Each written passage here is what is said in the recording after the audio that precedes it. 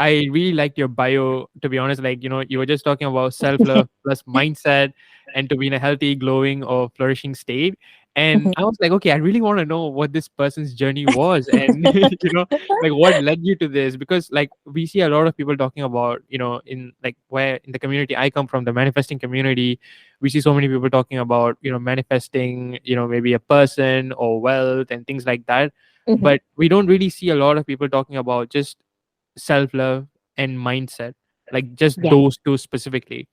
Mhm. So I was curious to know what your journey was and where did this all begin. And yeah, so just take it away. Okay. Oh my gosh, where do I even start? That's such a great question. Thank you for asking it. Um, so where did it start? So I guess growing up, I grew up in an immigrant household. Both my parents are Filipino, Okay. and they came from a very like impoverished family, and for like their entire lives they were essentially like in survival mode, just trying to get by and make enough money to make it to the next day and have like food on the table. Right. And so when they immigrated here to the United States, um, their mindsets were all about putting me in a position that I would essentially prosper and not live an impoverished life that they had. So everything was about going to school, getting good grades, and getting a good job. And there were not a whole lot of conversations in between.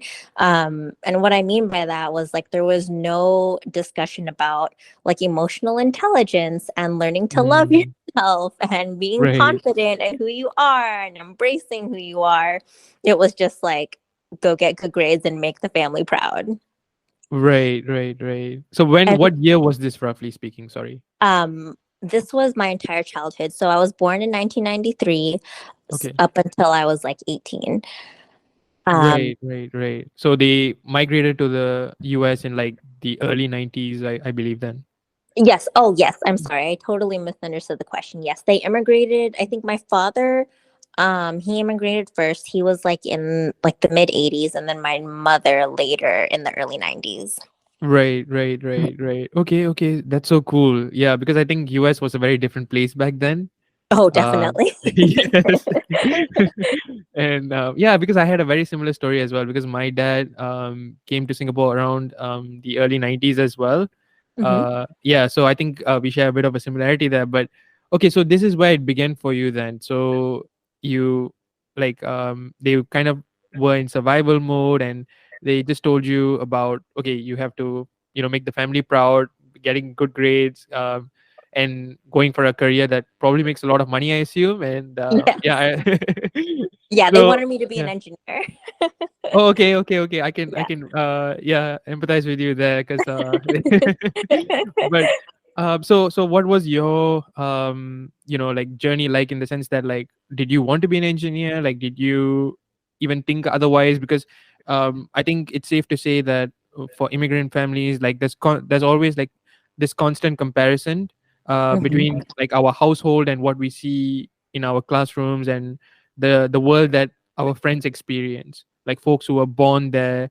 And it's almost like living in a two different worlds. Like our Oh, definitely. household is a completely different environment Hmm. compared to the outside world. And how did you manage that aspect of it? How did I manage like live almost straddling like two different worlds and cultures? Exactly, yeah, yeah, yeah.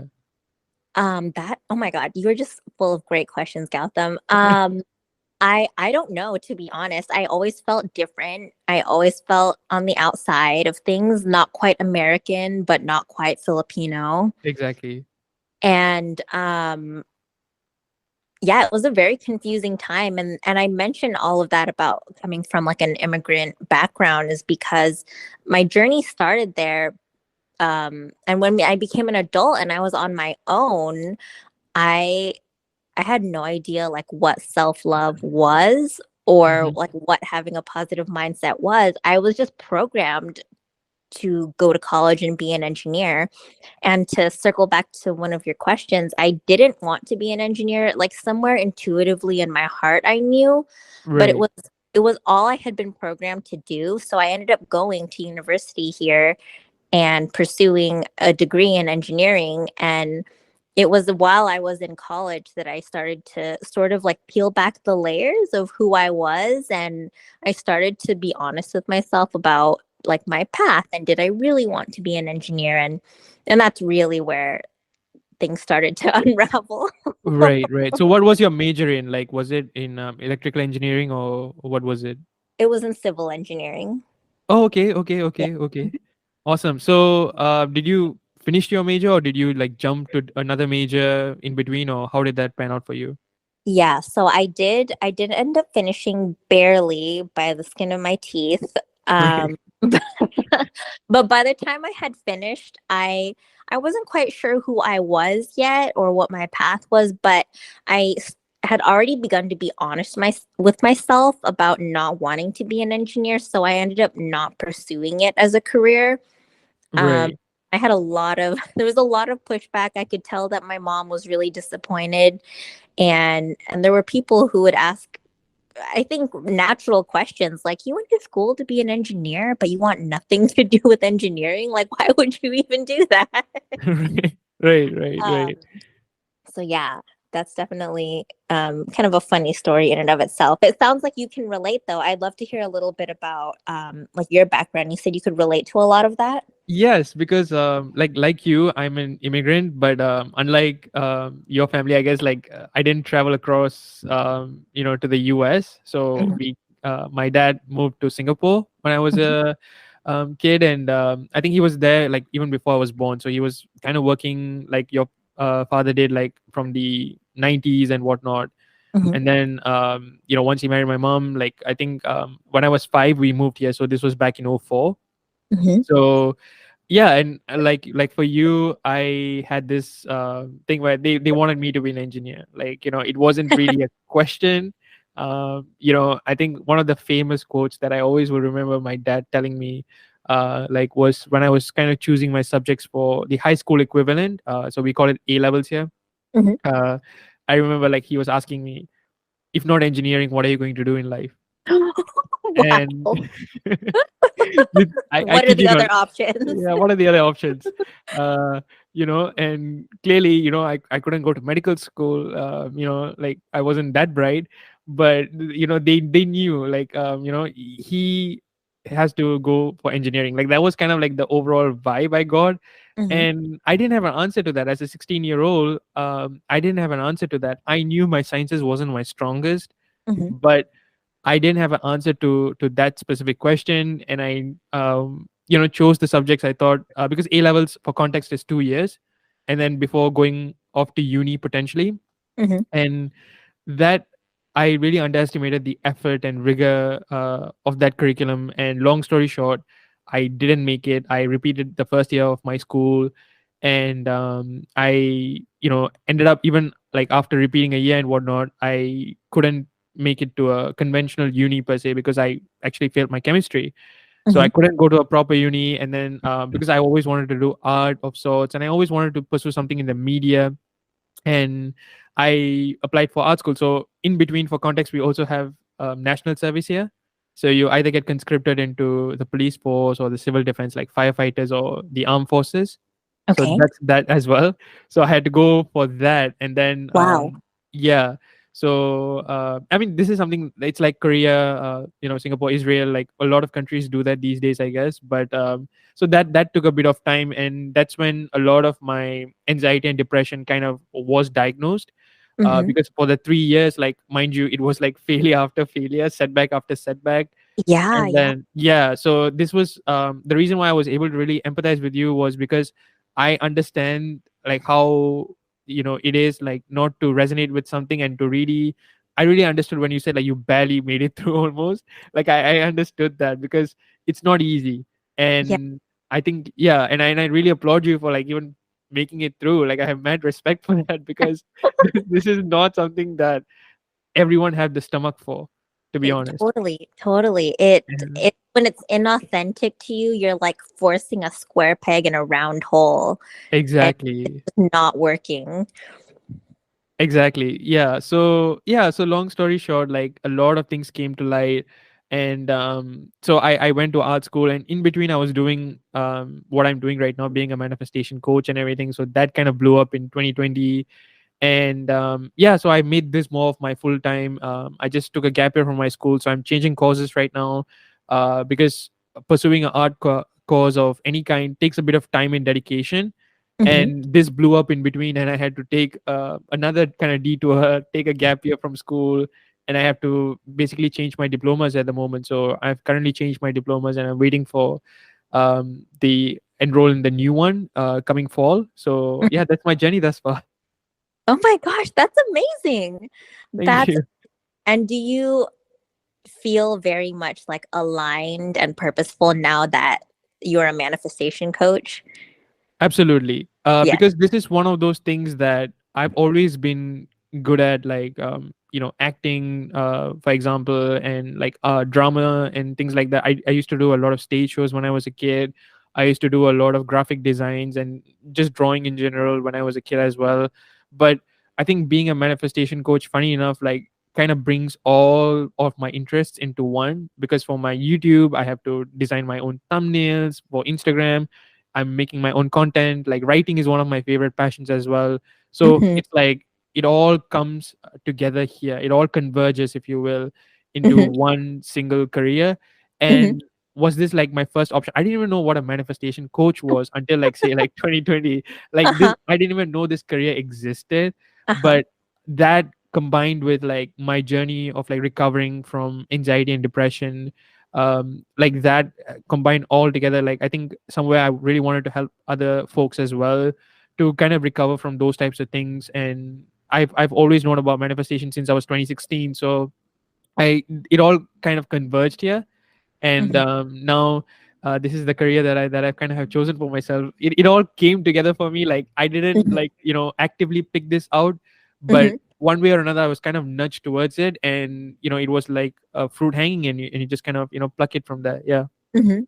That is amazing. I Thank okay, now I you. just have to ask since you brought it up. How did that all come together? It came together organically, it sounds like, but how did if you don't mind speaking to that, I'm very curious how that Sure. came. In terms of what, sorry, like, is it career wise or anything? Yes, how did so engineering didn't work out. You didn't Right. pass your levels, and then somehow like the universe nudged you into becoming a manifestation coach. Right, right, How right. did it so? Oh, that's a great question. So, it was towards the tail end of my military service. So by that time, I started this page. For context, in like 2018, my Instagram page. Mhm. So that was kind of like something that I was doing, but I wasn't like a coach or any kind or Mhm. whatsoever. And I think one of a business coach reached out to me, and they were asking me, "Hey, um, do you like coach people for as a business of any kind? Have you considered that as a business?" So a Mhm. business coach kind of reached out to me as part of her outreach kind of program, where she reaches out for potential clients and everything. Mhm. And I was like, no. And she said, well, I like to do a discovery call with you just for like 30 minutes, just to see where you stand with this and everything. And I was like, okay, sure, that sounds great. And that's when I kind of learned about the coaching industry, how it's kind of a deregulated industry. So one Mhm. of my main concerns was the idea of certification and everything when I was as a beginner. Mhm. So I was kind of concerned about that. And she was like, no, this is a deregulated industry. If that's your only concern, then you don't have to be worried about that. And I was like, okay, so how do I go about this? And she gave me a few tips about how do you kind of align yourself, like choosing a niche and things like that. And that's how it kind of formed up. It was nothing serious in the beginning. Like I had my revenue for like the first 6 or 8 months was like literally zero. And yeah, so yeah, this was but I kept posting stuff. I kept, like, I kept the show running regardless of whatever it was. And Mhm. that's how it kind of came to me. Like, if it wasn't for her, like, I wouldn't have even considered this as an option. Mhm. So yeah, that's how it kind of began. So this was in October of 2020. And I've never looked back ever since. Yeah. Wow, that's amazing. That's so cool. Thank you for sharing. And it just like the right person showed up at the right time and It it all really felt was like that. Yeah, it really was like that, because like I remember like trying to I've thought about pursuing this as a career like prior to that, but Mm-hmm. again, like the certifications and everything, and I didn't know because at that point I was really thinking that okay, art school was going to be my path and everything. Mm-hmm. But I think drawing as a passion, as a hobby is one thing, but like pursuing it as a career is a whole nother thing. That was Right. something I realized in art school as well. Is it's long work hours, and I used to game a lot as well, and I know the realities of working in a gaming industry, for example, is also very rigorous. It's very tiring, and the passion, for the things that you like can really wear off. Mm-hmm. And I remember like even towards the tail end of my school, I was really like I had a lot of clients to maintain as well as school, and that was like really unsustainable for me just from a quality of life aspect of it.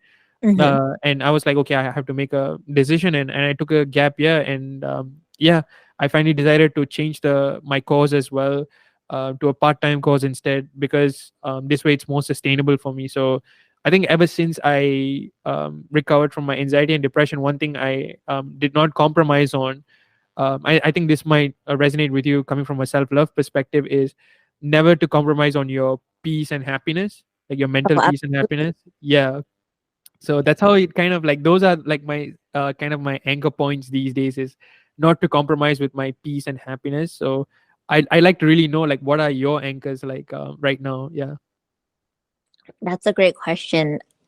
What are my anchors right now? I think the answer to that in my life has like really changed a lot over the years. And now I'm, just for some background and context, I'm a mom now. I have a 2-year-old son. Oh, okay. And and now that I'm a mother, I feel like I see life through a completely different lens. And Right. while mom isn't exactly um like my only identity, it's definitely like at the forefront of my mind a lot. Sure. And Yeah.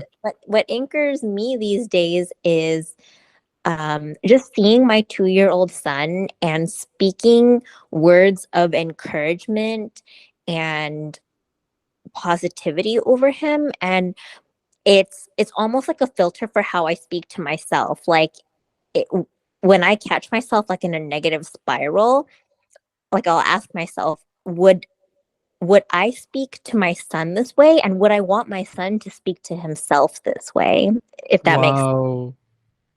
So Yeah, it's yeah, yeah, yeah. it all like works together, if that makes sense. So Right, right, right. that's No, what that's amazing. Yeah.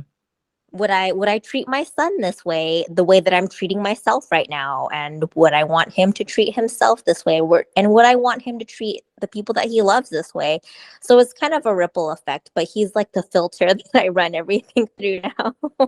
Oh wow, that's great. Like I think like what you said that I think that's really profound, and I think that's something that's going to stick with me for a while actually, now that I think about it.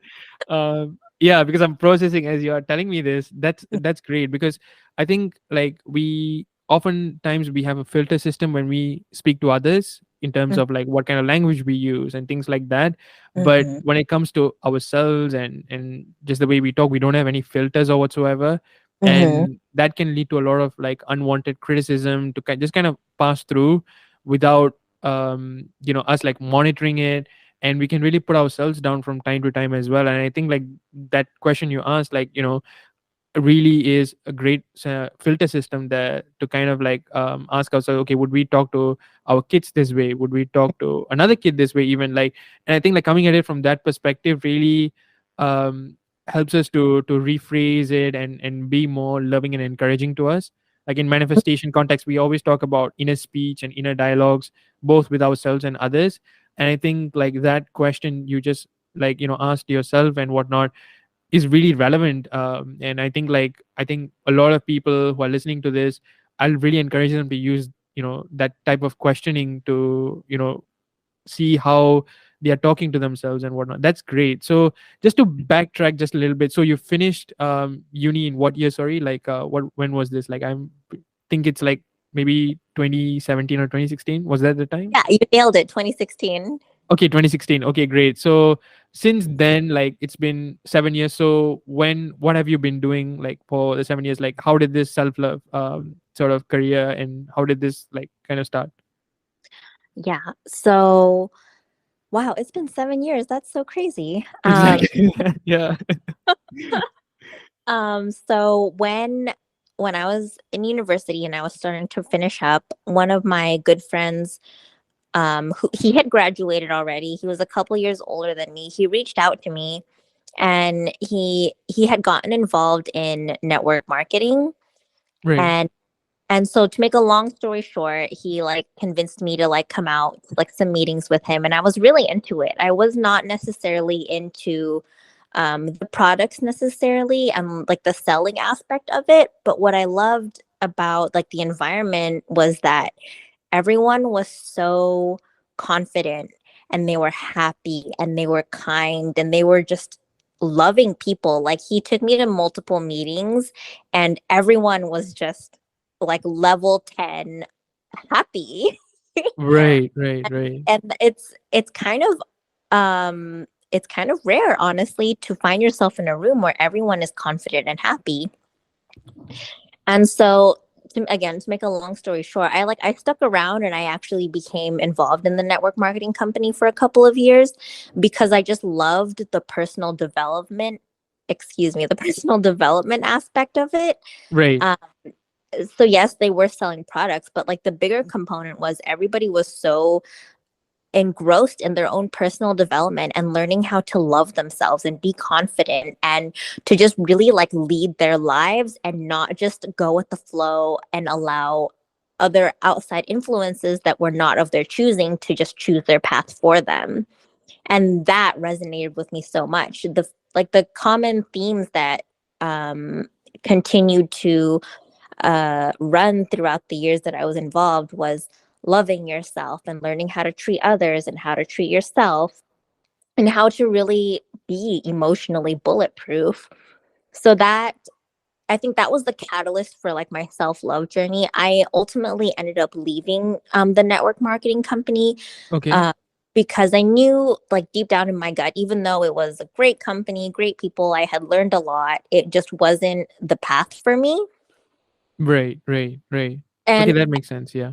yeah, so I actually didn't know what my path was, but I knew that it wasn't that. And I think that there's a time and a season for everything, right? And so my friend reaching out to me and me getting involved in the company, that I think like, it just ran its course. Like I had learned so much from them, and it was time to go and figure out like who's Yvonne now that she loves herself and knows who she is. Who is Yvonne like outside of this industry and outside of this business? So Right. Right. around the time the pandemic began that I stepped away from that. And after that, things took like a sharp left turn. it, um, in 2020, the coronavirus pandemic began, and then everything was locked down.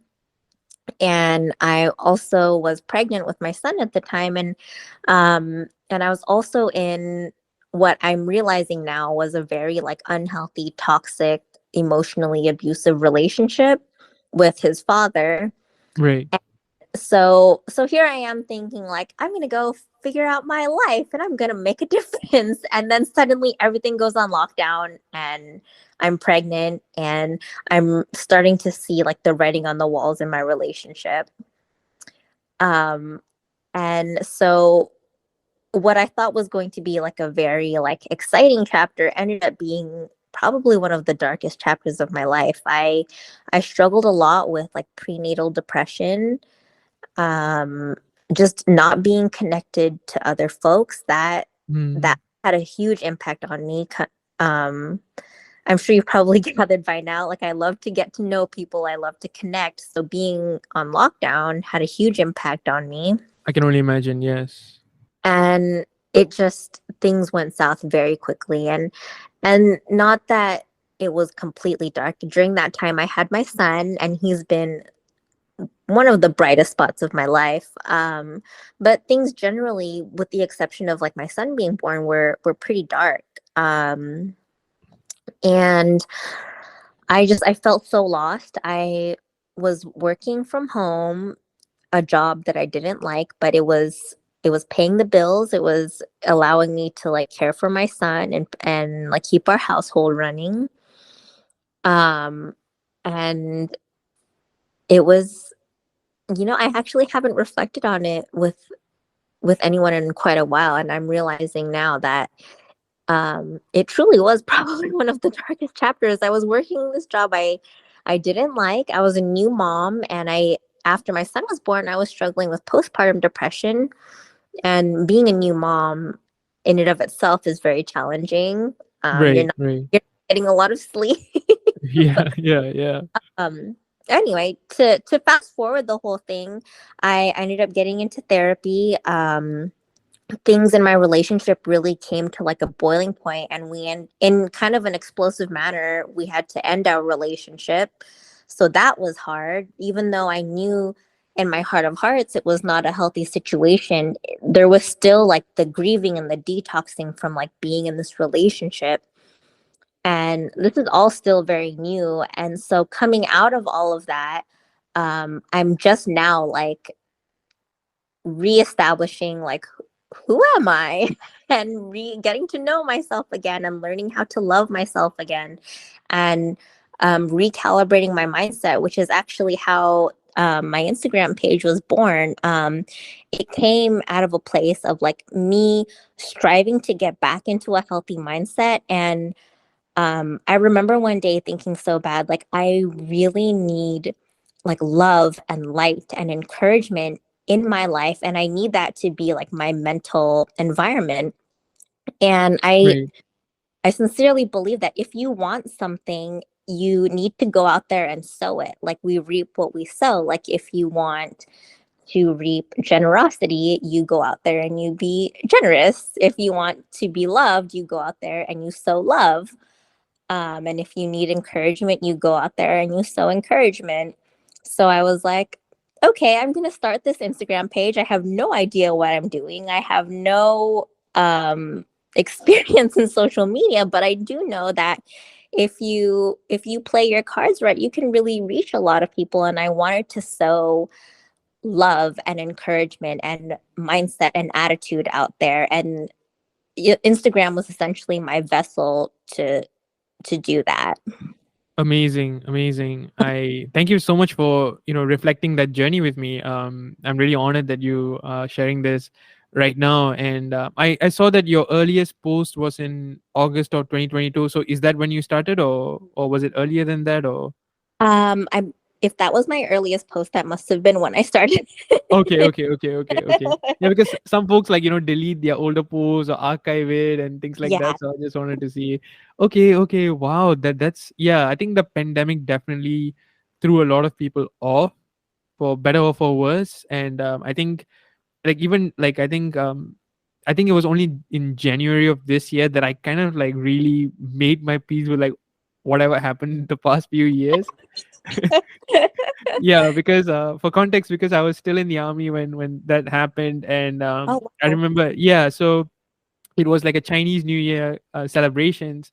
And the pandemic was still like parts of like Wuhan and everything like that. And we had a friend who was from Wuhan, and we were just like kind of making fun of him, and it was just such a goofy time. Yeah, so we were like just telling him like what are your people doing and things like that. And we were all like gathering for a Chinese New Year celebration. Everyone was wearing red, and we were like, oh, it's gonna be over really soon. And it's gonna be something. Yeah, we're gonna brush it off. Yeah, who cares and things like that. And then lo and behold, like when the Chinese New Year for this year came, and I'm like, oh my god, that was 3 years ago, and here we are. It was such a roller coaster ride, I know. and yeah, so it was like, how did this happen? Like, where did it all go? But at the same time, I think it was a lot of like it was almost a transformation period for everyone. And I think being in home, being indoors, really made people reflect on a lot of things that they otherwise wouldn't have done so. And a lot of things like what you said, like really came, almost like folks had to confront all of the things that they have been suppressing, or they have been kind of brushing off for years and years on end. And I think Definitely. like it was like one of those things where it's like being in a cocoon and emerging as a butterfly thereafter. I think that's where we are right Wow. now. Yeah. I'd have to agree. Like we're just now emerging. Absolutely, yeah. But it has taken a while for sure, and I think your career, like what you said, like it came at the right time with the marketing and everything. But I think you're in a different phase in life right now, and that's one thing that I try not to define myself in a certain way. Like earlier, you asked about my career. Do I see myself doing this for the rest of my life? To an extent, yes. But would this be the only venture? Probably not. And Probably. exactly. Yeah. Because as much as I love doing this as a career, I wouldn't want to be defined by this in the sense that, like, I wouldn't want to limit myself to this because there are Mhm. so many other career opportunities. And I think one thing with all my journey is that I realize how unconventional my path is. And because I don't have a, exactly a degree, like I told myself, I can be anything I want.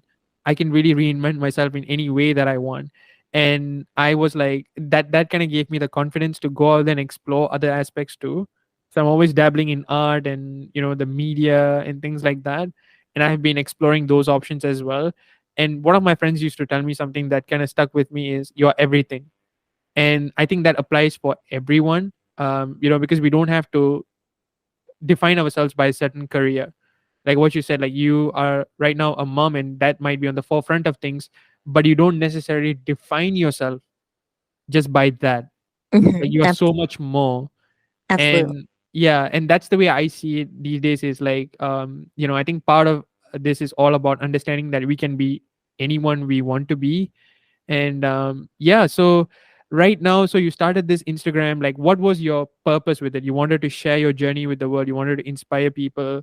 And like how did this, like what was your intent? Like main intent was to share your journey or to inspire others? Like what exactly was the intent behind starting your Insta? Yeah, that's a great question. And thank you for sharing all of that. I especially loved what you said about like what your friend said, you're everything. Yeah. I love that you don't define yourself by a specific career or anything really, because it's true. Like as humans, we have unlimited potential. And I think um I think specifically maybe for like the millennial generation or those who come from immigrants like you and I do, Right. you're like really programmed and like that mindset is hammered into your mind that like you need to pick a career and that's what you are. Like you're an Right. engineer, so to speak. And I love that you've just like broken that mindset. That is amazing. Right. And like I think I really wanted to circle back to that actually, because part of the reason why I don't define myself anymore is a struggle that you had as well is, who are you? Like, are you Filipino or are you an American? Yeah. Right? Like it's like feeling like neither this nor that for a long time. Like I Mhm. struggled to really find the answer. I was like, okay, which one am I? This or that? And I was like, truth is you're neither fully. Mhm. And when I made my peace with it was when it kind of clicked for me. I was like, I don't have to be neither this nor this, even though technically like those were the options that were presented to me. I Mhm. don't have to take or make my decisions based on just those two options because there's so much more out there. And I was like, okay, I'm a global citizen because right now, like that's how I see myself, in the sense that the whole world is my place and everyone is my people. This way I'm not defining myself based on a geographic location by nationality. And I think like coming at it from that perspective also, I applied that same logic with my career because I've seen like have you ever heard of Johnny Kim by any chance, the astronaut? No, I haven't. So he's in the US. He's an immigrant too, so he's, I think his family came from South Korea. Mhm. And he was a Navy SEAL. He was a doctor, and right now he's an astronaut, all by the age of 35. Wow. Yeah, yeah. He's everything. He's everything. Like that there are memes going around on the internet. This was a while ago, but they were like, this is every Asian parent's like dream child right there. That's so true. Right? Yeah. And I was like, when you see yourself like, like and see someone like that and you're like, what have I done with my entire life? Like that's the question that comes to your mind. Like, I was just thinking that. yeah, exactly. So and that comes from our programming, like our Asian programming. Like Yes. there's Yeah. always this joke like, A in Asia is for average, you know. Yes. Yeah. So I think like we have always been kind of like programmed to think that way. And no matter how much we do, it's great that you're talking about self-love, because it's like in Asia, it's like no matter how much you do, you're never enough. Yes. And Exactly. you're never you're never hitting the standard that they set you up for. And Yes. at one point you kind of have to recognize as an adult, like, on whose standards do you judge yourself by, yours or that of others? Exactly. Exactly. That And is I think like, yeah, that was a big realization for me. Yeah. that is so powerful and impactful, and I really believe that's something we need to like be sowing into the next generation. Absolutely, absolutely. If anything, like that's one of the main reasons. I think like, I'm not sure if I'm a millennial, but because I was born in '99, but like I think one that's a highly contested area, but I I think know that's like the gray area. that's a gray area. Yeah. So like I think one thing that I recognized was like, we are breaking, like ideas and stereotypes of like the previous generations and whatnot, so that not just for ourselves but for the generations ahead of us as well. And I think that's why the work that you are doing is so impactful, is because it's not only going to benefit yourself, but it's going to benefit your son and his kids and so on and so forth, because you are setting a great example right there. And this is why the work that you're doing is so profound and so impactful. Thank you. I can't tell you how much I appreciate your kind words. Sometimes, I'd love to hear if you can relate to this, but for me, sometimes I feel like you're just you're just doing the work, so to speak. Like you're sowing seeds, you're posting on your Instagram, you're coaching, whatever it may be. But sometimes you're like not sure, like, is this even reaching anybody? Right, right, right. No, I definitely had my doubts there for sure, because like I said, I started at the end of 2018. Hmm. So like at that point, I was like, okay, is this even going to be like, what am I doing with this? Like I've thought about it for a long time, like, especially in 2020, like 2 years into it. I remember like early 2020 was like, I was thinking, what am I doing with this page? Like I'm posting stuff, I'm reaching out to people, I'm oh I one of my main objectives with the page was to connect with a global audience, and that I Hmm. do right now. But Yeah, I was like, okay, but what's the purpose? Is like what you said, like, does this have any impact at all? Like, I feel like a blip in a whole, like slew of yes, content, and that sometimes comes into play. But I think the way I made peace with it is by, really intending that it reaches the right people, like my content reaches the right people. that's so true. And yeah, so when it reaches the right people, even if your each piece of your content impacts at least one person, there are 7 billion people in the world, and if only a fraction of them are using social media, it can still reach a sizable amount of people. And if it can cause the ripple effects from there, you are making an impact in the world for sure. And you might not be able to measure the progress, but I think I've made peace with the idea that like you do make an impact on people for sure. And as you grow, like, you will have like folks coming and telling you all these things as well from time to time. Hmm. And you will never know like the full extent of it, but it's far greater than you can imagine it to be for sure. Because I've had people, for example, like when some clients reach out to me, one thing is that they will tell me, I have not liked any of your posts or anything because I didn't want people to find out that I'm into this. Wow.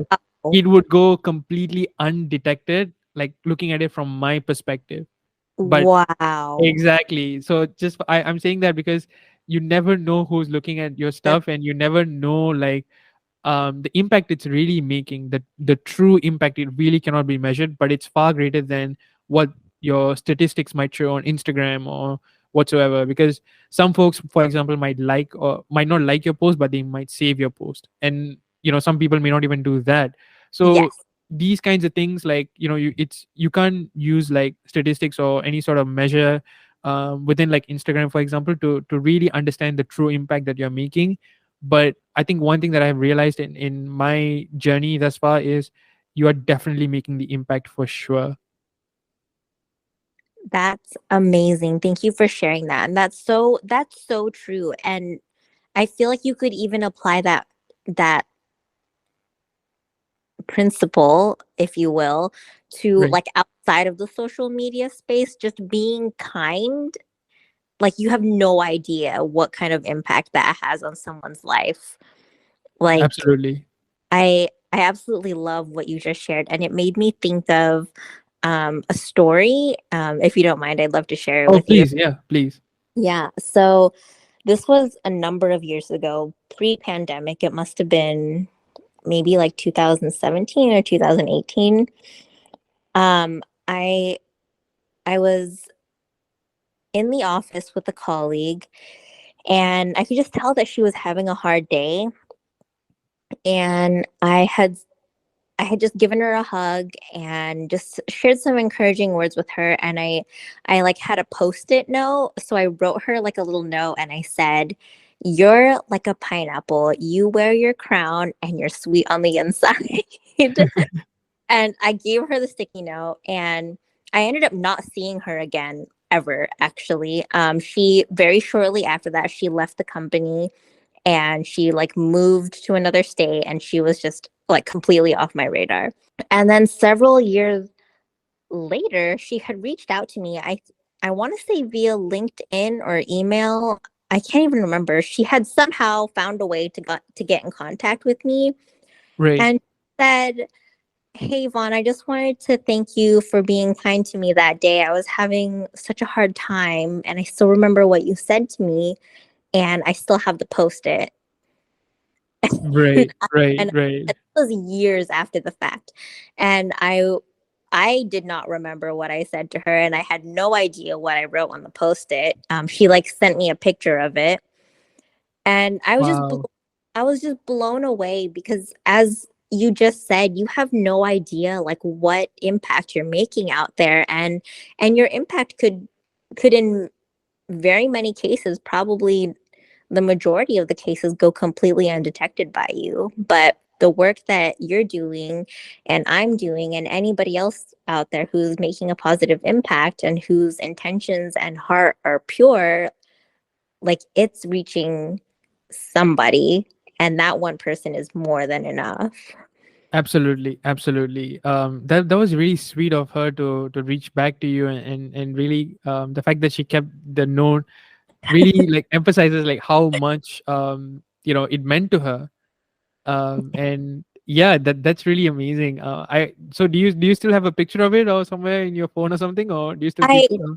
I don't know, to be honest. I'm gonna have to dig it up. I actually haven't thought about that particular story in a long time.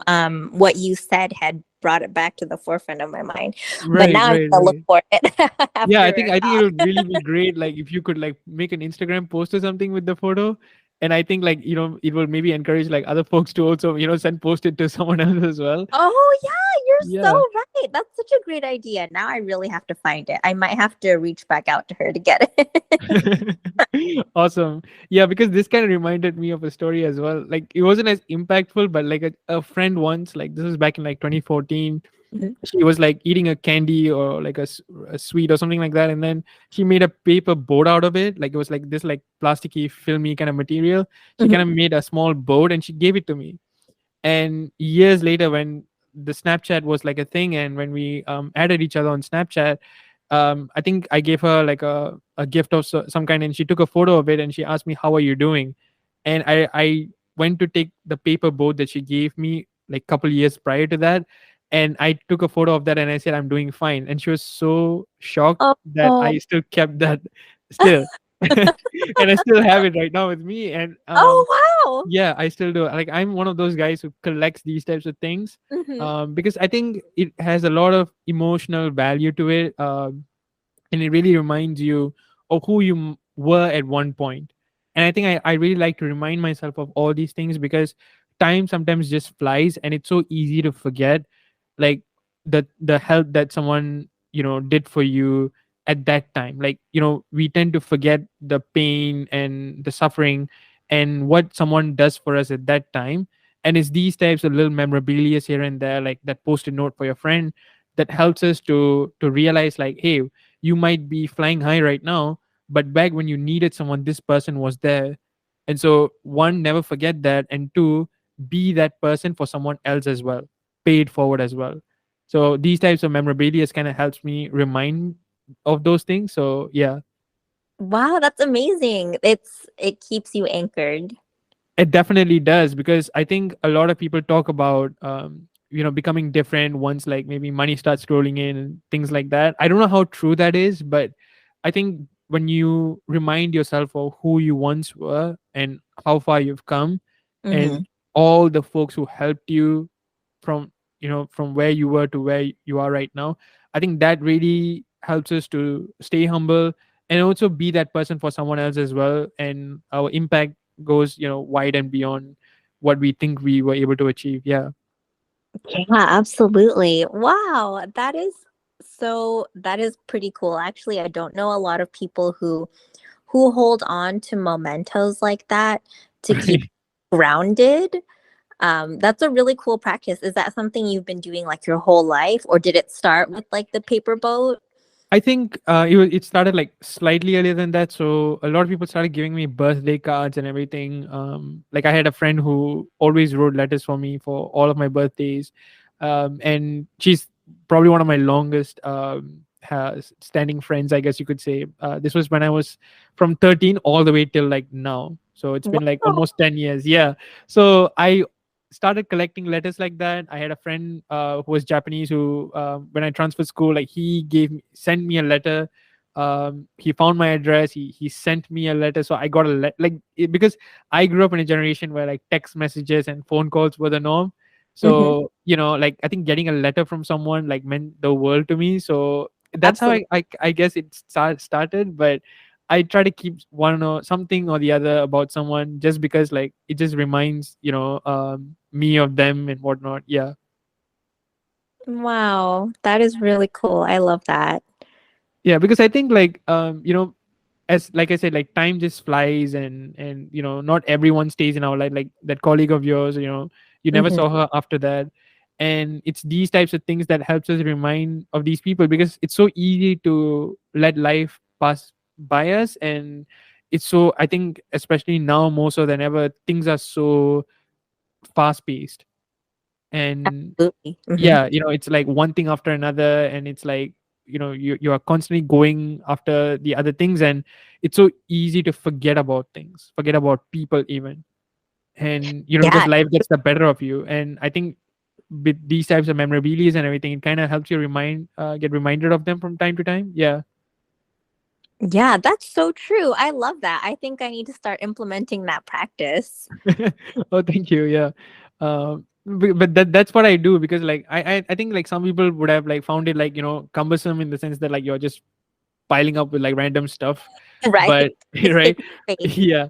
But I think like for me it was like, no, these are things that matters to me.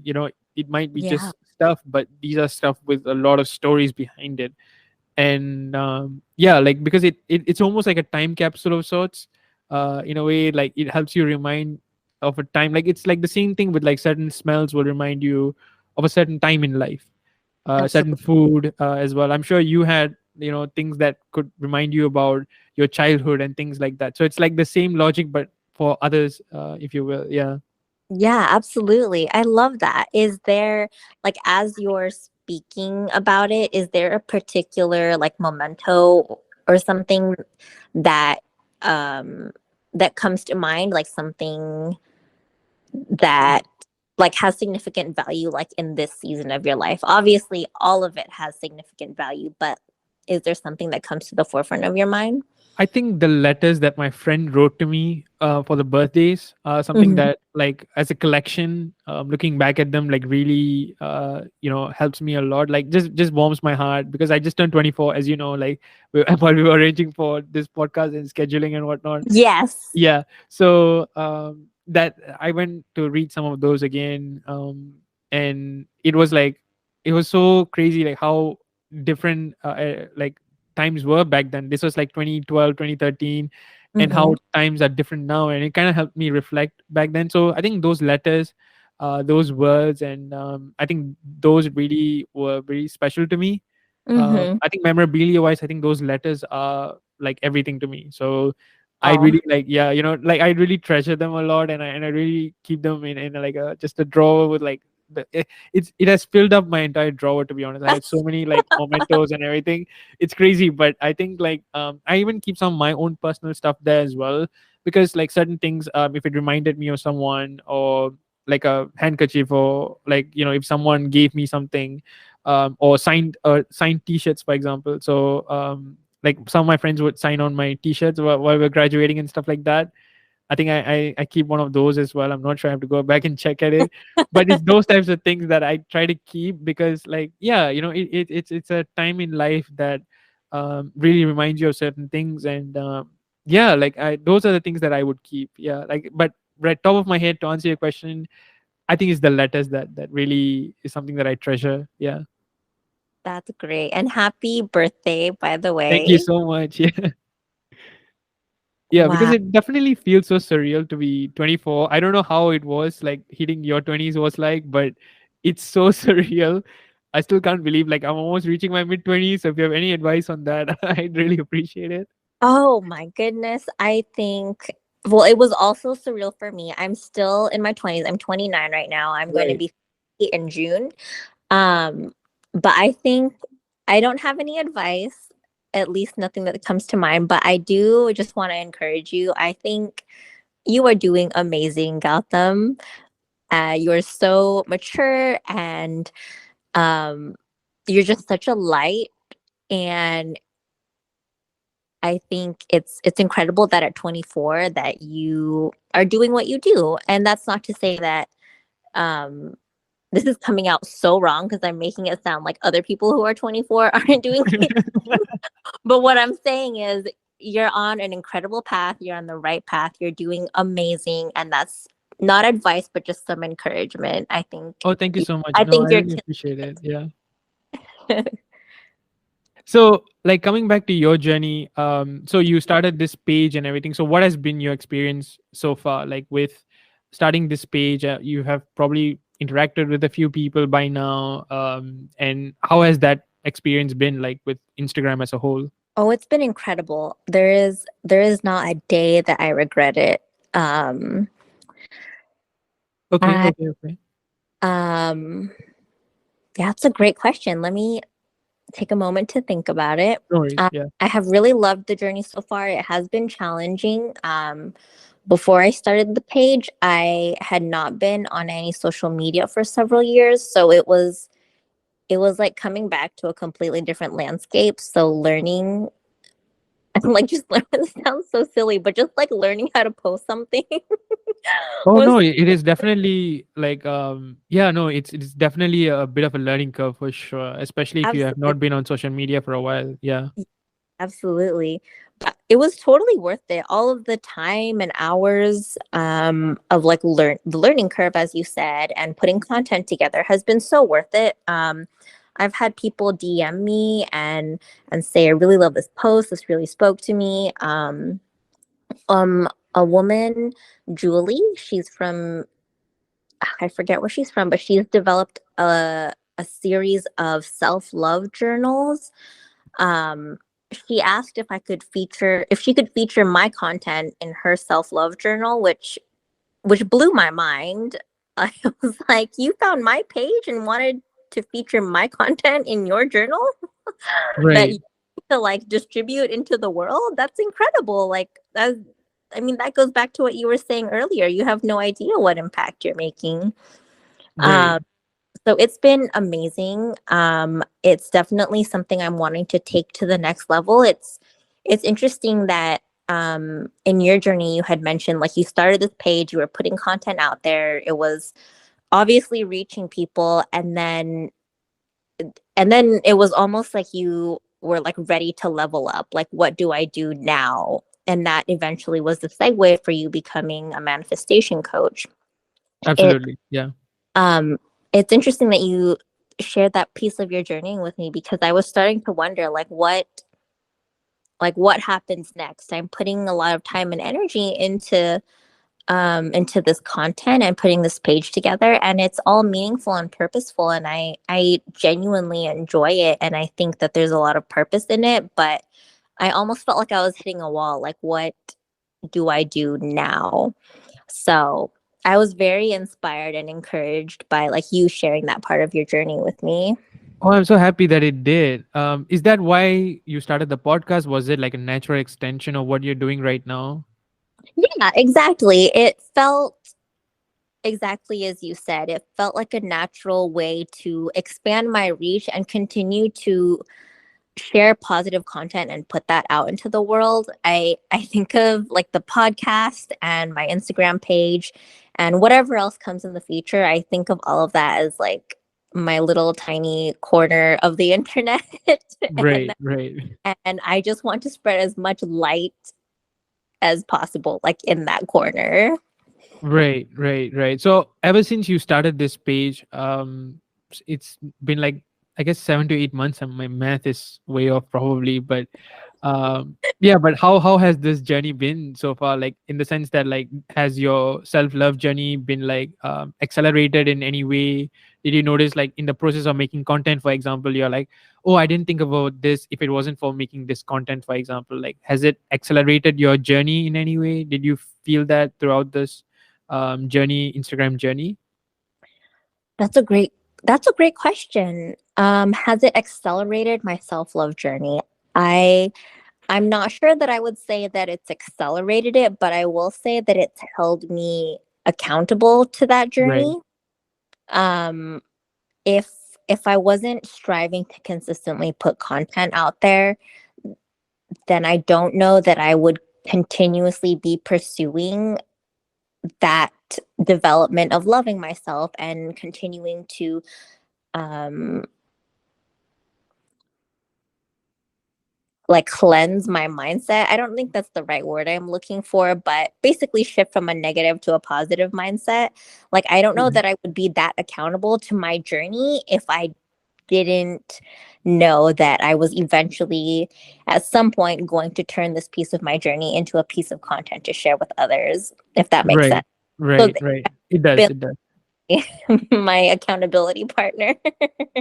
Right. No, I think that makes complete sense there, because I feel in many ways, even for me, like when I started this journey, it was just that, like it was my accountability buddy of sorts, and and it also made me be aware of all of my experiences in life. Oh, And definitely. yeah, because I think like part of you is always like, I can turn this into a content, I can turn that into a content, and things like that.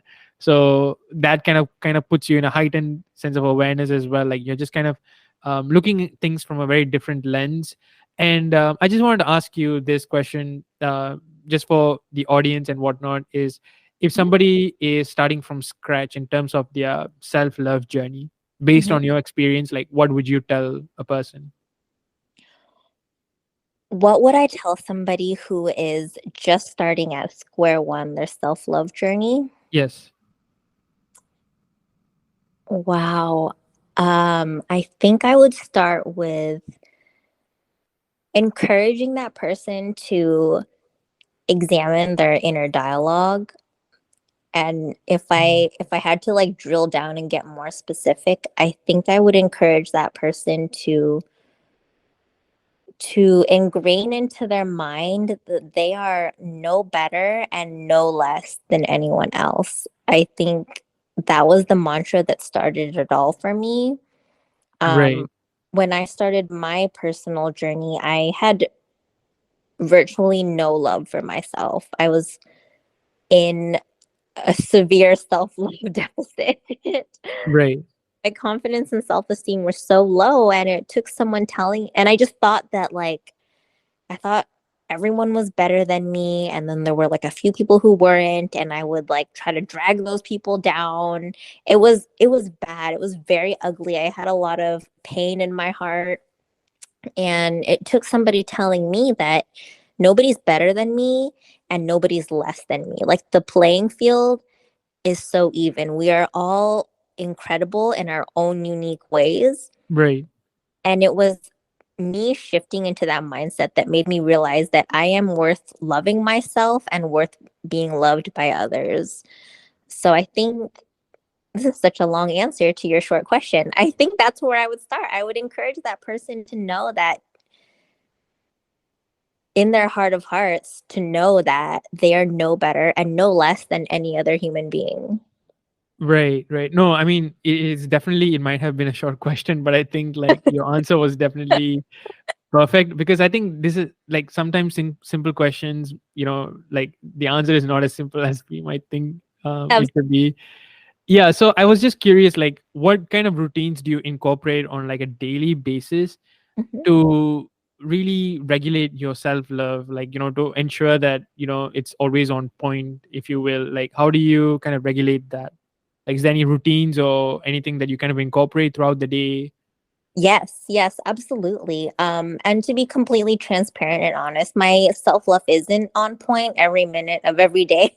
Right. It's an ongoing journey. Some days are better than others. But some routines that I've established are really like dialing into affirmations, and I do that in a handful of different ways. It doesn't look the same every single day. Some days I pick up pen and paper and Mhm. I'll write down several affirmations, and even the affirmations change from day to day. Okay. Um, but one that has always been with me was the one I just mentioned. I'm no better and no less than anyone else. Right, right, right. So writing them down is really big, and listening to them. Um, and even listening to them takes on different forms. Sometimes I'll just pull up a YouTube video. There are countless Mm. YouTube videos of affirmations out there, and I'll listen to it in the silence or as I'm falling asleep. And one of my favorite things is it's an app. It's called Think Up, and you Okay. can and it's essentially just a huge database of affirmations, and you can curate your affirmations for whatever it is you're wanting to focus on in your life. And you can also use the app to record your curated list of affirmations in your own voice. And I think there's a lot of power in hearing those affirmations about loving yourself or whatever it is you're wanting to work on in your own voice, because your own voice Mhm. is now penetrating your subconscious. And I just, even though I can't explain the science behind it, I truly believe that while somebody can speak positive words and encouragement over you, nothing is more powerful than you hearing yourself speak positive words and encouragement over you. I hope Mhm. I hope that makes sense. No, it definitely does, because and I'll leave the links for all the apps that you mentioned, Think Up and whatnot, in the description as well. But excuse me, like, I think in my experience, I do sometimes write my affirmations down. Like, I even say it out loud from time to time. And what you mentioned in the end, I do actually listen to my own affirmation tapes that I've recorded, Mhm, and it was a very recent kind of a, experiment that I was doing, and one of because a lot of people in the manifestation community are really keen in using affirmation tapes and stuff. mhm, And when I first started to experiment with affirmation tapes, the on YouTube and whatnot, the issue was like I started to have a lot of nightmares, and there was just a lot of resistance to it. The mhm. mind was really resisting a lot of the affirmations and whatnot. And as a guy like who sleeps in like pitch black darkness, like even the faintest of lights will kind of like wake me up and everything. Mhm, I was really very sensitive to it, and I was like, okay, why not just record my own affirmation tips in my own voice? It's not mhm, everyone resonates with their own voice. Like, some people like hearing stuff in other people's voice and whatnot, mhm, mhm, but for me, I like what you said, like I really resonated with like hearing it in my own voice. mhm. And I remember, like, when I put it in my voice, I literally had the least amount of resistance. There was literally virtually none, as far as I could Oh tell. my gosh, that's amazing. Right. And I think even when I was like listening to it while sleeping and whatnot, like I Mhm, would hear it from time to time, and my sleep may not have been 100% the best, but the resistance was significantly lower, and I wow. really did not have any nightmares or something. And even when I'm like doing certain things throughout the day, I'll just put them on, and it feels so natural. It's like monologuing to myself without even Mhm. realizing it. Yeah, yeah. That's what Wow, it felt like. that's Yeah. That's incredible. Like the resistance essentially dissipated as soon as Absolutely. you started listening to it in your own voice. That's incredible. Yeah, and this is why I always encourage like people to experiment, because what works for one person may not translate completely to another, just because The- of how unique our minds are and whatnot. yes. And I think I really had to experiment with it, because in the beginning I was like, okay, I really can't, because of the amount of nightmares that are popping up and everything. This isn't my cup of tea. And Hmm. then funny enough, it was actually starting this podcast and buying the equipment for that. And I was like, okay, I have the equipment and I have, all that I need. Let's just use it to record something for yourself. And because people were asking me about doing meditations for them Hmm. in my voice, and I was like, okay, Hmm. if I'm doing it for others, why not do it for myself as well? Absolutely. Right. And I was like, okay, let's put together a couple of affirmations and just start listening to them. And I've definitely seen the effects. Like, so I keep a journal, and I try to like see what are the impacts of it and whatnot. And I would say it's definitely has improved my quality of life. Like, I had a friend reach out to me within a week of me listening to my tapes and whatnot. And mind you, the last time I saw this person was back in 2018. Hmm. Oh, wow. Okay. Yeah, What? so this was like, yeah, we had like some conversations and had some like much needed closure that either of us knew that we needed, but we really kind of needed it at that point. He was kind of half drunk, to be fair, but yeah, but he really, like, I think we really needed that closure and everything. And I think like it was great. Like, I think a lot of people started coming back into my life, and I really had a lot of different encounters with people that was really funny as well. Like, I had a follower who told me that, oh, I like to manifest you. I don't want to manifest my SP anymore. It was so funny. But yeah, it was like, oh, okay, I'm gonna record all these down, in my journal. Someone said they like me today. So because this was so out of the blue, and like these kinds of things started happening, and my life was getting smoother and smoother, and Hmm. I was like all for it. And I think, again, like, part of the reason was because I found a way that had the least amount of resistance, yet the thoughts were still ingraining in my mind. Hmm. And I think that was what it was all about. And I think listening to it, as you said, in our own voice helped in my case, and it seems like in your case as well, it was really the way to go there. Yeah, absolutely. Absolutely. So okay, so you listen to tapes from time to time, you journal. Is there any, or inner dialogues, you just like watch your inner dialogues and change it, I assume? Yes. Okay. Yes, and that takes different forms too. Sometimes if I catch myself in a negative spiral, I have to like physically stop what I'm doing and Right. a thought pattern, or I have to stop and actually write down a positive affirmation. Or I'll just start speaking to myself out loud to turn off the negative voice in my mind. Right.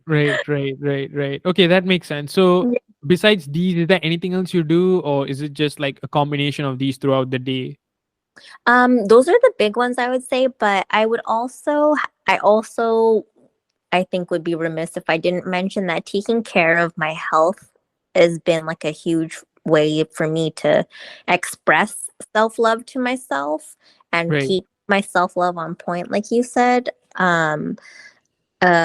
Growing up, I wasn't taught that like, exercise and nutrition were for you to really thrive and feel your best and be the best version of yourself. I was just taught that I'm not sure that I was taught this by my parents necessarily. Perhaps it was more like a combination of like society and whatever other things were influencing me, but I thought that food and exercise were a means of almost like punishing yourself, and I grew up with all these crazy like body image issues. But now that I'm like in my late 20s and really like reprogramming my mind, I'm realizing that exercise and the nutritional value of the foods that we put into our bodies, these things are huge expressions of self-love, because really you're Right. feeding not just your mind, but now you're feeding the physical, like, excuse me, the physical part of the aspect, right? Because Mm. there's the mental and the physical and the emotional and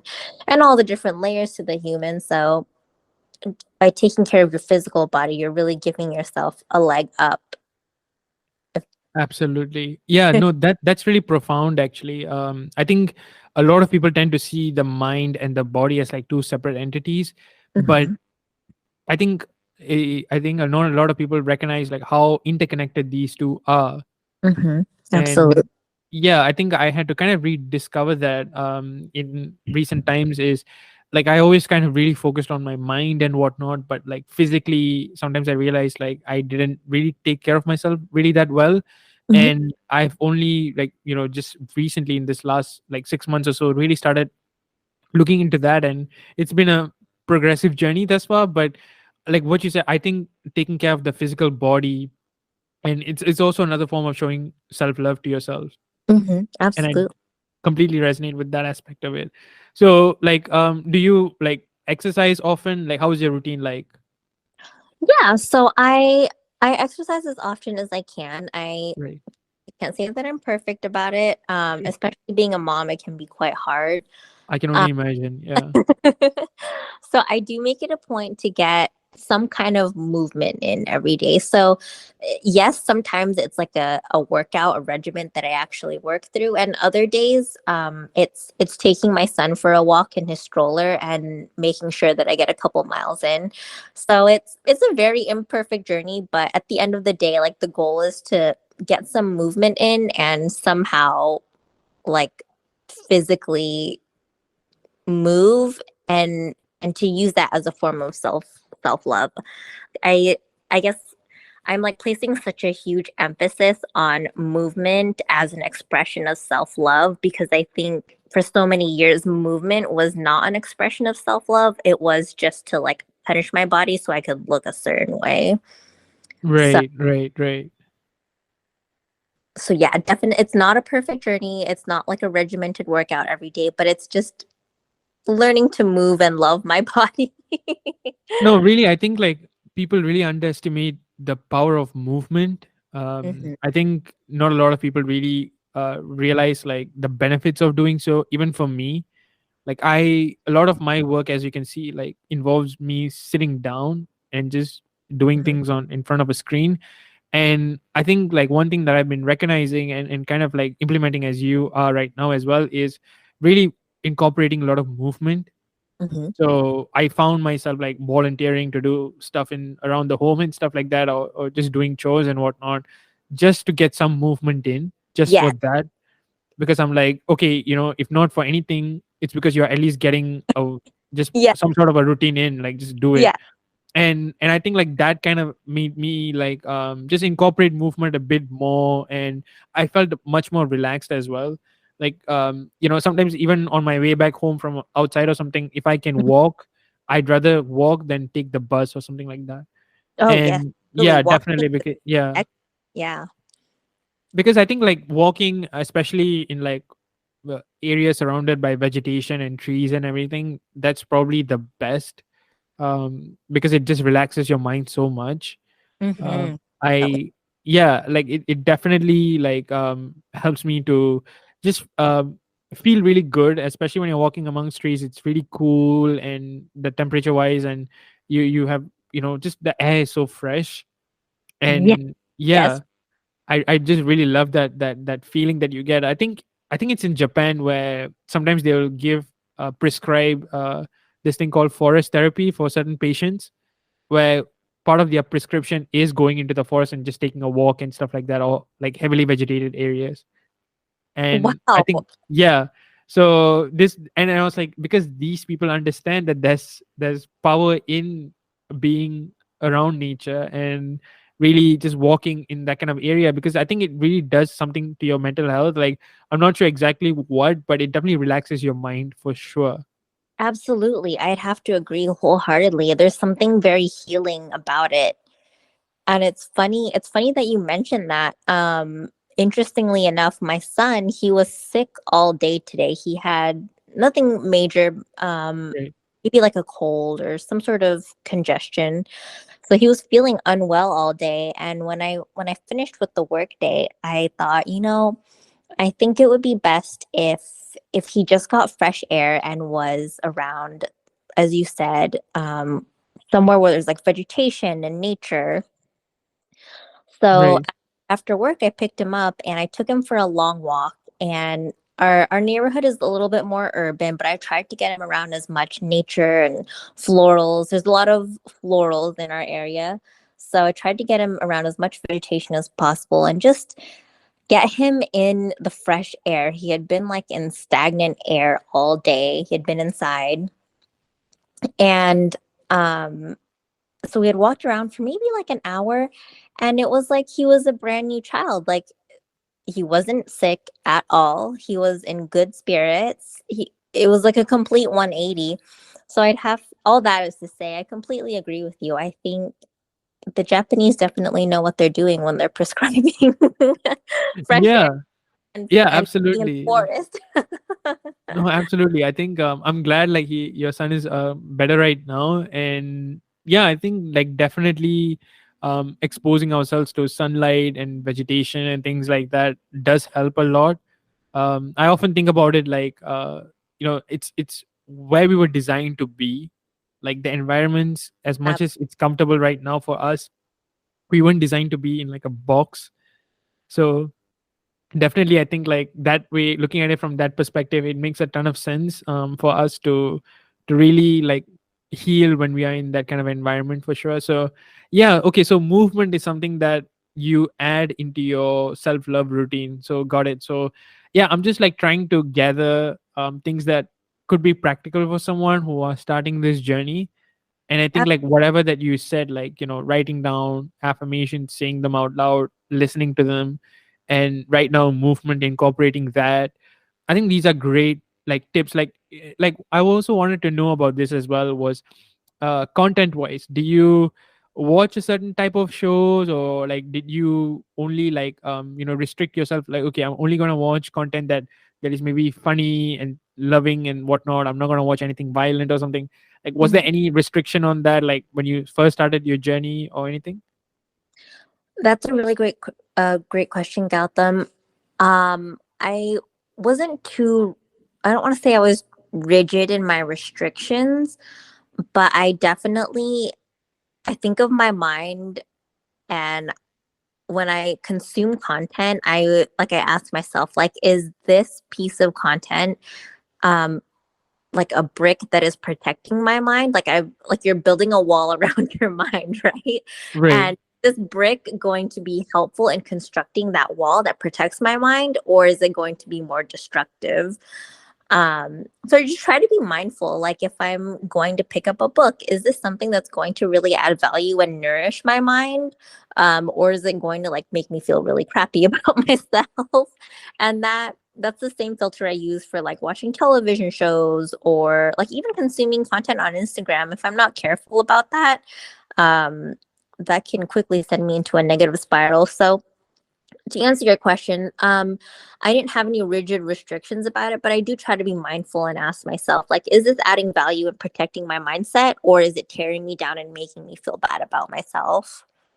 Right, right, right. Okay, okay, okay. So that's kind of like your question to filter out content that might not make you feel good about yourself and whatnot then. Yes, Okay, absolutely. got it. Yeah, because I remember watching, there was this movie not too long ago, and I was like, there's no way I'm watching such movies ever again. I'm not sure if you've heard of it. It's All Quiet on the Western Front. It was a movie Mhm. on World War I.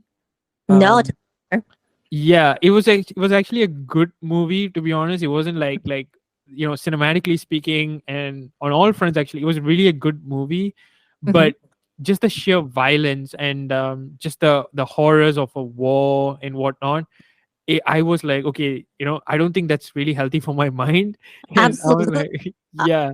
And I was like, I remember being so deeply disturbed by it, because that movie doesn't shy away from violence, and it's not like violence like how the 80s movies would kind of show. Like, it's not the heroic kind of violence, right? It's not like your typical Sylvester Stallone kind of movie. It's like, Mhm. I'm not sure, have you watched Saving Private Ryan by any Yes. chance? Yeah, it's Mhm. it's it's like that, the opening of that, like the guy storming into Normandy, and how gruesome and bloody it was similar to that, but cranked up to 11. And I Oh, was like, yeah. So when I saw that, I was like, no way, I'm watching. No way. Yeah, like I had to really like put out a restriction on like certain things, and I was like, as because one of my main ways to watch movies sometimes is like I'll look at like the Rotten Tomatoes ratings or stuff like that, Hmm. and just kind of put on movies, and I was like, okay, it's a World War I movie, it's a period film because I love period films and everything. So I was Hmm. like, okay, how bad could it be? But I was in for a ride, and I did not understand or comprehend the impact it would have. Yeah. And I think like as you go on into like the journey and whatnot, you become a bit more attuned. If you I think that's the case for you as well, as you are going into a journey with all the awareness in the world. You become more sensitive to things that you may not have been sensitive prior. Oh, absolutely. So Yeah. yeah, yeah. So I think in the past, if I would have seen such a movie, I wouldn't have thought about it that much. But these days, I really profoundly think about things that I watch or someone tells me. And when I'm looking at it from that perspective, and like I watch a certain movie, I'm like, okay, this is really impacting me. And Absolutely. yeah, yeah. So Oh, sorry, I didn't mean to cut you off. no, no, no. Please go ahead. Go ahead. Yeah.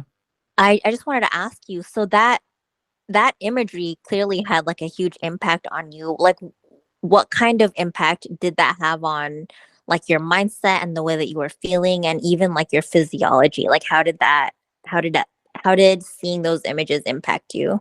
I think I had a migraine of sorts. Like, definitely after that, I couldn't stop thinking about certain, imageries and everything. Like, because for context, like in the movie, it's like the Germans are fighting the French, Hmm. and like the first scene is piles of uniform from dead soldiers being pulled out of their body, being washed up, and sent to new recruits. Oh my God. Exactly. And the new recruits who are wearing those uniforms, they don't even know those are from Oh, dead soldiers. no idea.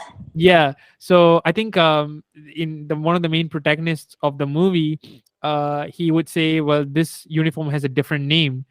This was not meant for me or something like that. And the guy would just like take off the tag, and he says, oh, this happens all the time. This was for someone else, but I think they ordered the wrong size. Oh my gosh. Yeah, when in reality, probably that name was from the previous, dead soldier. Yeah. Yeah. Wow. And That's this is like wow. just the first few minutes of the movie, mind Oh you. my gosh. Wow. That's like the opening. Wow. Yeah. That's crazy. And when I saw that, and mind you, like I'm not alien to the idea of like the military or anything like that, Hmm. but seeing it, in that kind of context, I know what like a regular enlistment process looks like, and I know what are the things that goes on and everything, and I know oftentimes it's never what you expected. Like it's never what a teenage boy would dream of when it comes to being a soldier or anything like that. But the whole brutality that was really depicted in that, in terms of like the trenches and people screaming of like wanting to going back to home. And I think like it really somewhere like it was really brutal. And just the loneliness there, and how you kind of have to fend for yourself, and just the savagery that was involved in the fighting and everything. And the worst part of it was none of those people wanted to really fight each other, and that was really the tragedy of it. That's more impactful than anything. While the imagery really has an impact on you, it's the mindset and the attitude behind it. Yeah, yeah, yeah. Because towards the last part of it, like the politicians and everyone, they will sign the armistice, and they will sign a ceasefire and everything. And the tragedy of it is that, and this is a spoiler, but basically the protagonist would not survive. It's minutes, literally seconds before they ring the bell, he gets stabbed or something, Oh, and he doesn't survive, and it's such a tragedy. And immediately when the bell rings, everyone stops firing. So it kind of shows like, okay, they didn't want to fight each other. People were like protesting against fighting, and amongst themselves, and their superiors had to like kind of quell the situation at one point. So it's like these men are sent to fight somewhere, and like for no like reason, no personal vendetta of their own. but Mhm. they are kind of put in that situation, and it's so brutal. And I remember there were certain people who did not even show up on screen, like the soldiers family members and everything. But even like just understanding the letters and the context that these men were in prior to coming to the war, how they Mhm. have all left their families and everything, it really impacts you when you see it. And I really think about these things on a very deep level. Sometimes I really like sit down there and think about it, and Mhm. coming at it from that lens, just watching this movie, I was like, no way I'm gonna watch No uh way. Yeah, absolutely. Like yeah. the spirit of it really like lingers with you. Exactly. Yeah. Like I think the only time a period film had an impact like this was I read a book called, I think it was called I'm not sure what it's called right now, but it's basically about a Jewish prisoner, like a child being on the other side of a fence. I'm not sure what this book was about, but basically, like, it was this guy's father was a German officer who was in charge of seeing a Holocaust camp and everything. And even that story, I remember as a teenager, I cried after reading that book, and I've not had it for a very long time. And Wow. yeah, it was really brutal. Like these kinds of like stories, as much as impactful and as much as like they are great, pieces of art in their own right, Mhm. the impact it has sometimes on your mind is just, Right. yeah. And I don't know if, like, to be fair, like I don't know if any other person would have this kind of impact on their mind, but again, Right. like because of being in this journey, you're just more attuned to, you're just more sensitive to You're these very- type of content. Yeah,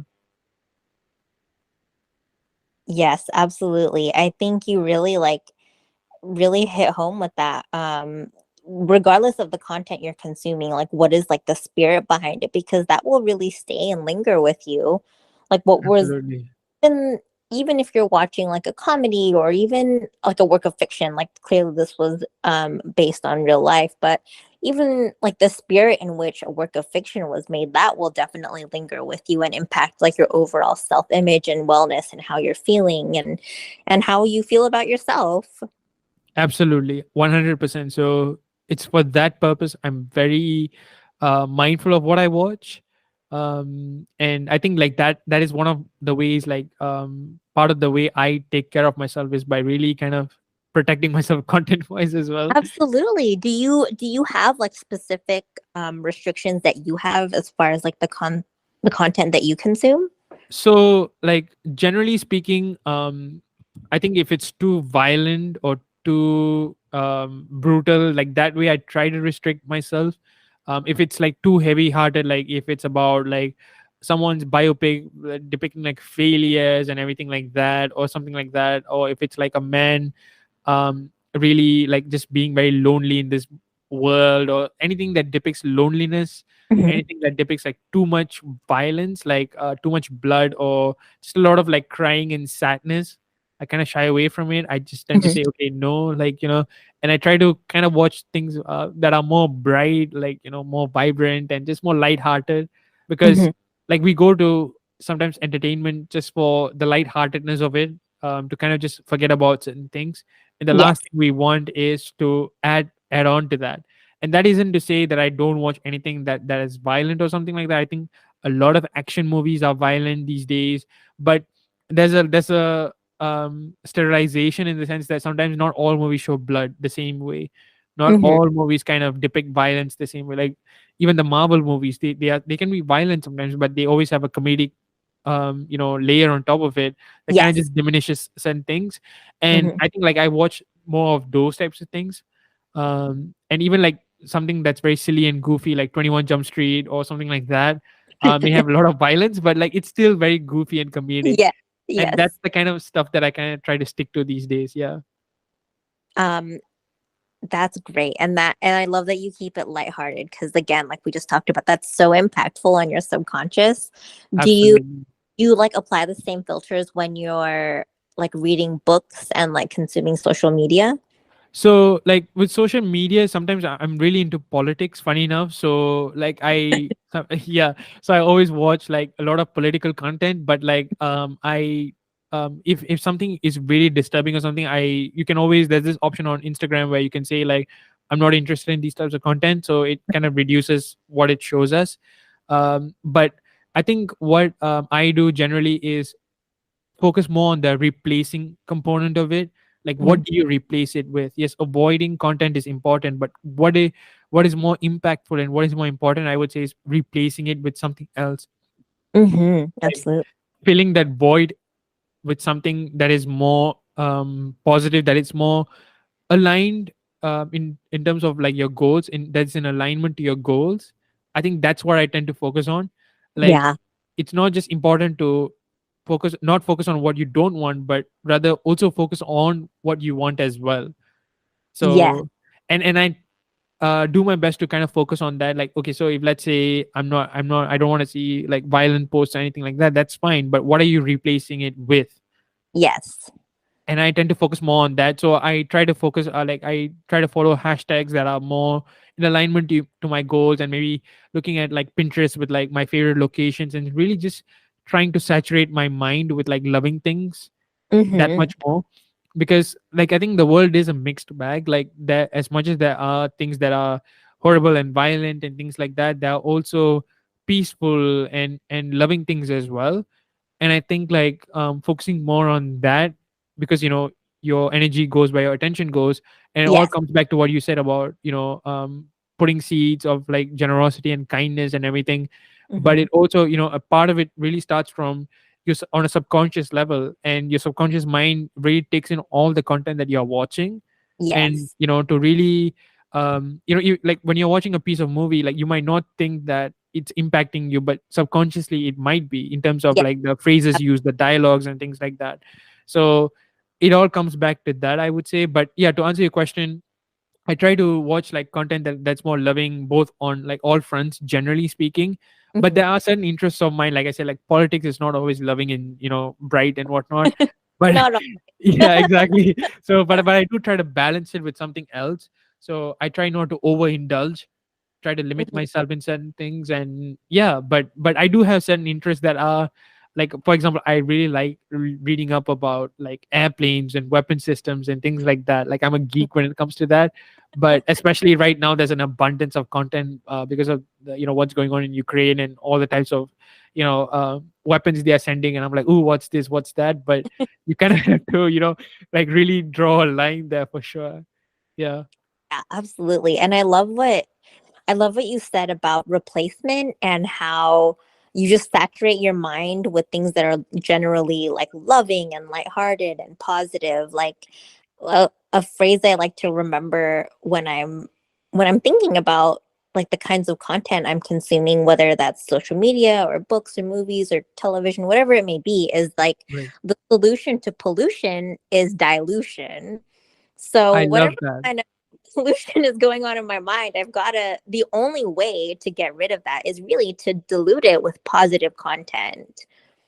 Absolutely, 100%. Because as we were talking about this right now, one thing that came to my mind is I don't try to binge watch things, because binging is definitely something that really impacts your mind, especially if it's like content that is not in alignment to you. So Mm-hmm. it really kind of talks about the dilution, that it's like what binging is like, really saturating your mind there. So you Really, really have to really is. be, yeah, watch out for, if you are focusing on one particular type of content too much, you need to kind of take a step back. Yeah. So yeah, like an example that I thought about was, I used to watch like Narcos not too long ago, on Netflix. Mm-hmm. And I was really kind of fascinated and intrigued by it, and there was like high rating, so I just wanted to kill time at one point. Mm-hmm. And I remember just binging it, and I was like, oh no, this is Oh too no. much. Yeah. That was like, I was like, okay, why is this, like, I was just like, there was this like kind of pent up anger. Uh-huh. And I was like, where is this coming from? And I was like, okay, I'm binging Narcos, and it's so violent, and people are like, always at each other's throats all the time. And I'm like, okay, I have to take a step back now. And that is when I realized, like, okay, binging is definitely not the ideal way to go about it, especially if it is not in alignment to your goals, which is like Yes. mental peace and happiness and those types of things. Definitely binging is not the ideal way to go. Yeah. That's so true. That's so true. You're saturating your mind, and that binging is saturation. Absolutely. Yeah. Wow. Yeah, because I and this is where like even like earlier we spoke about listening to affirmation tapes and everything, Mhm, just recordings and whatnot. You can mhm, actually even play it in like very low volumes, even in daytime. Like mhm. even when you're watching something else on YouTube or something, you can always like open up another file and just keep it in like very low volume, because that is also saturation as well. Like people tend to underestimate the impact these types of things may have, but I think saturation, or in other words, just plain old repetition, Mhm. really does help. It really has its place. And I think like it all comes back to repeating the good stuff more, so that the bad kind of just mutes itself out, if you will. Yeah. Yes, yes, absolutely. And I think that really ties well into what you just mentioned a few minutes ago, is that um your mind goes where energy flows. Yeah. So whatever it is you're focusing on and whatever it is you're programming your mind to focus on is essentially, no pun intended, like what you're going to manifest, right? Oh, absolutely, absolutely. Like that is like the crux of it. Mhm, Manifestation is all about your thoughts creating a reality, whichever version of manifestation, because there's like, there's law of attraction, there's law of assumption. Like mhm, whichever one you follow, the gist of it is your thoughts creating a reality. And it's all about where your primary focus is. And if I were to just ask you like, okay, what are you thinking about dominantly, and if like certain things that comes up, and you have to ask yourself, then are those things in alignment to what you actually want in life? Are those mhm. things in alignment to your desire? If the answer is yes, then great, keep doing what you're doing. If the answer is no, then that means you need to make a shift. And Absolutely. fundamentally, yeah, that's what it is all about. But yeah, I think part of self-love is really focusing on the good stuff more than, I think I didn't really see it that way until like we had this conversation actually. Yeah, it truly is. It truly is because I mean, at the end of the day, when you're focusing on the good stuff, you're creating um a positive mental environment. Hmm. And when and from whatever, I think I'm just getting tired. Whatever is inside of you is what you're eventually going to sow into the world and what you're going to sow into others. Like I think of myself as almost like a well, right? Like if I'm Right. sowing love into myself, not only is like my internal environment going to be amazing, whatever I give out into the world is whatever is in the well. And if there's only positivity and love in the well, I have nothing else to give, Right. Right. as Right. opposed to if you're filling the well with negativity and like slush and muck and just muddiness. That's what you're going to give out into the world. Absolutely. I think you summed it up really well, and I really think that is very profound, honestly. Yeah, because when you have nothing to give but love, then what else can you give, right? Uh, Exactly. that is really great. Like, I think I'm going to use that analogy quite a bit. Yeah, uh, exactly. no, really, I think that really like I think is really profound. Honestly, I think you should make a post on it as well. I will. Thank you. I appreciate that. I always need new ideas, and I if you don't mind, I just want to piggyback off of that really quick. Yeah, I sure. think that ultimately that love for yourself will seep out into the world, right? And I think just practically speaking, um, when you love yourself, your overall quality of life increases. And I think just a practical everyday example is when you're so full of love and it's all you have to give into the world, things like just questionable, almost like puzzling things go like fall to the wayside. Like road rage isn't a thing anymore. If somebody cuts you off or flips you off on the freeway, or if somebody mistreats you in some way, and in some way that you don't even deserve, if all you have in your heart is love for yourself, Right. that that um that just, what is the word I'm looking for, that mistreatment, fair or unfair, deserved or undeserved, it doesn't fade you, it doesn't phase you. You're almost like emotionally bulletproof. And that's, I think, like the pinnacle of self-love. I mean, it's never going to be perfect, but when you truly like in your bones love yourself, you're bulletproof to any negativity that the world throws at you. 100%, absolutely. Funny enough, this actually kind of reminds me of like a clip from Friends. Uh-huh. When Ross is like just like jumping and he's just walking past two old women or something, and someone is just like, oh, I think someone really gave it to him, and then he's like, it's kind of like a criticism, but like he goes on to them and says like, yes, I got it twice or something like that, and then he just walks back like, just hopping, and he's just being so happy. you know and he sees a trash on the floor, and he like throws it into the bin, like he kicks it, and then it just lands into the bin nicely. And I think like because he was just so much in love, and he was just like just being happy. Mm-hmm. And I think, yeah, like when you are that way, nothing really phases you. When you have that internal peace, and when you can navigate the world with like a big smile on your face, like it just like nothing phases you. Like even if people try to bring you down, they can't, because they don't know what else to do. Because Mm-hmm. whatever that you are experiencing is not a result of something that is external, but it's because of something very internal. And Mm-hmm. it's very hard to ruin something like that. When something comes from deep within, you Mm-hmm. can't ruin it the same way if something was dependent on an external source. Yes, So exactly. I think that's the key, is like being like what you said, like being like your own source, and like like ensuring that your own well is just filled with love and positivity and things like that. I think that's the key right there. And I think, yeah, like the analogies you used and everything just kind of made me just reinforce that for me. I'm glad it helped.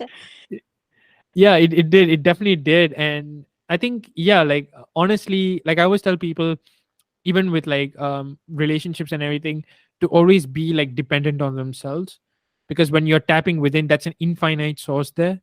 But whereas when you're dependent on someone, that's a finite source.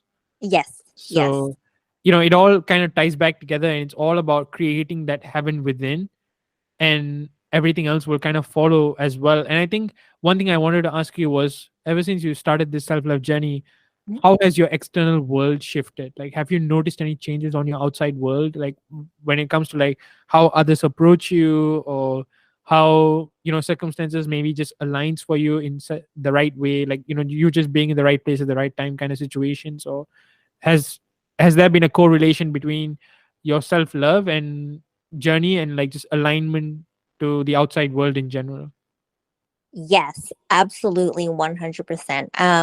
I I will say shifts are very much like in progress right now, and I'm not Right. sure where the pieces are going to land, but I will say that once I decided to pivot and to start rebuilding myself and learning how to love myself again, life just generally as a whole across the board became so much happier and so much easier.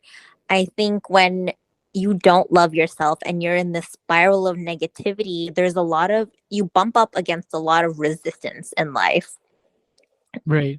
When you're in tune with yourself, you're loving yourself, you're focusing on having a positive and resilient mindset. Generally speaking, life just becomes so much easier.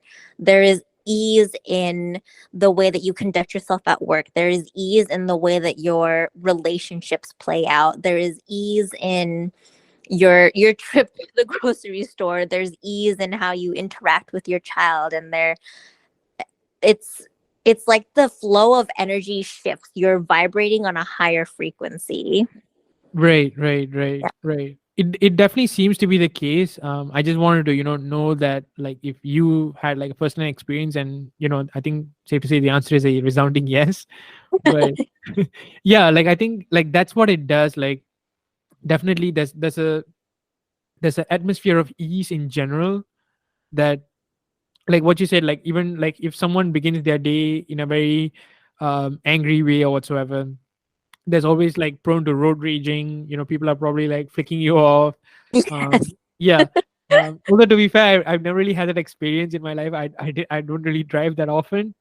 Okay. But yeah, I really wanted to see what that feels like for someone to flick you off. I've always wondered about that, like how it makes you feel. But Well, depends if you love yourself, how it yeah, probably my first reaction would be, I'm gonna cross something off the bucket list, getting flicked off by someone. feels. I hate to admit, but I've definitely been on the receiving end of that. And so, just since the theme of the conversation is self love, when I was in a more negative mind space Right. and just generally like a negative person, if somebody would flip me off on the highway, it would it would result in feelings of like anger and frustration, and it would have a ripple effect. I would absorb that anger and probably give it to someone else later in my day. Right, right, right, right. You're operating from a space of like love and compassion for yourself and others. If somebody flips you off on the freeway, you're kind of first of all, you're unfazed by it, like we just talked about, but you almost like your heart goes out to that person, and I find myself like praying for that person. Like personally, I'm a believer in God, so I'll just say, God, I love this person, and I hope that they get to wherever they're going safely, and I hope that whatever pent up anger and frustration they're feeling, I hope that they can find like resolution to that. So if Right. that was a long answer, but basically, how it feels when you get flipped off really depends on what your own headspace is. Oh, 100%, 100%. It's not what's on the outside, it's really what's on the inside that kind of determines how you absorb those events. Mm-hmm. And I think you're so right, like, and it's so nice of you to, like, have that thought and, put out a prayer for such a person. Like, I think it's really nice of you, and it shows like how mature you are, and how like open you are, really. Because like, if it was, a lot of people tend to take such things personally, but one thing I've definitely recognized is that such things aren't really personal to you. Like, people think really like it's all about me that way, but it may not necessarily be the case, not Mm-hmm. all the time. And I think like what you said there, like, I think like having that faith and on a higher power, and really putting out a prayer for that person, it's that's really nice. Yeah.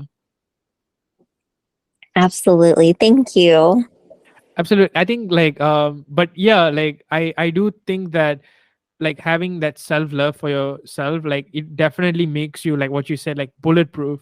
But Mhm. you mentioned like faith in God and everything. So like, how has that like tied into your self love journey, or how did that impact your journey thus far? Yeah, thanks. That's a great question. It definitely has played a profound role in my overall journey. Um, Something I like to remind myself when I'm feeling low and I'm engaging in negative self-talk and really just not being loving and kind towards myself, I'll remind myself like God does not make junk. And if I believe that God created me, Hmm. then I'm not junk. Like I'm incredible. God only creates amazing things. And I am one of those things. So yeah, absolutely. Absolutely. Having faith in a higher power is I would say definitely one of the anchors of my life, and it's something that continues to recenter me anytime I feel low or life throws me a curveball.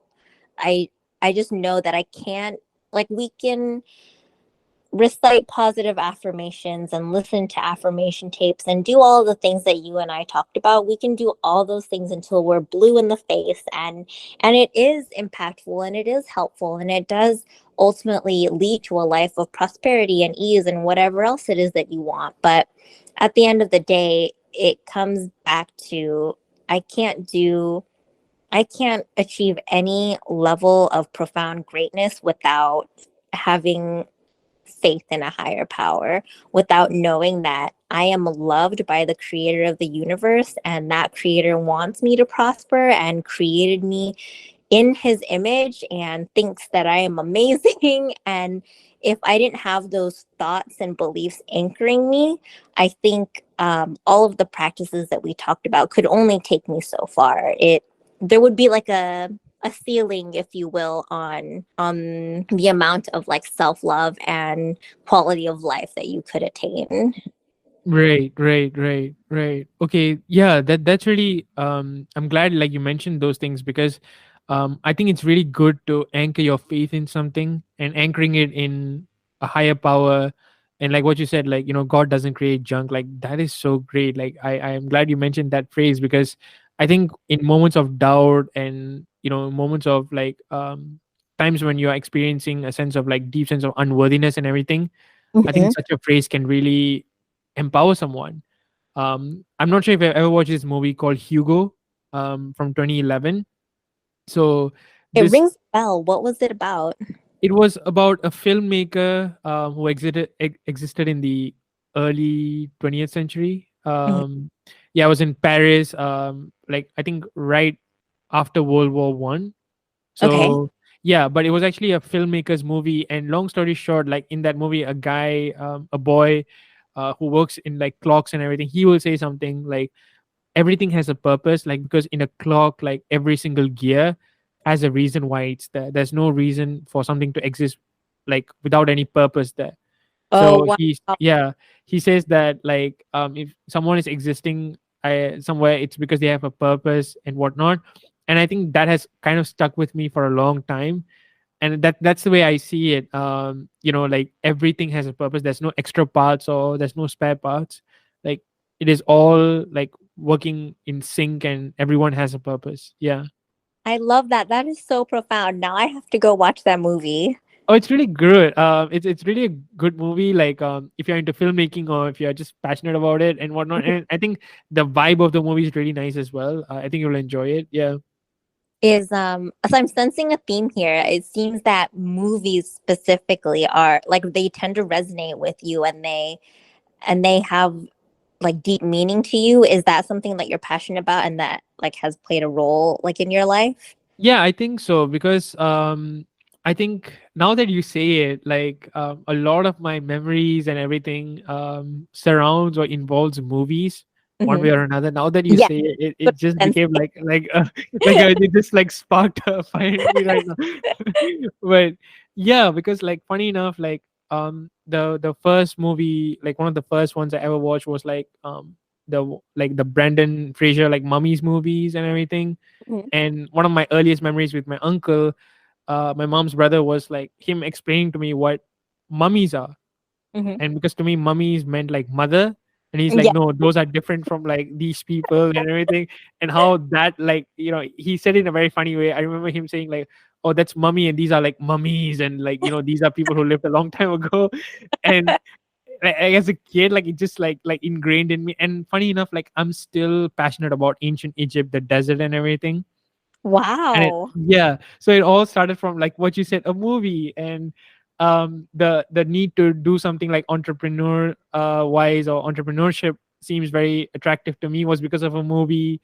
So it's really funny now that you say it. Like I think a lot of my experiences kind of revolve around movie. Yeah, And I it's like think a common. yeah, yeah, I think it's also partly due to the fact that I love stories in general.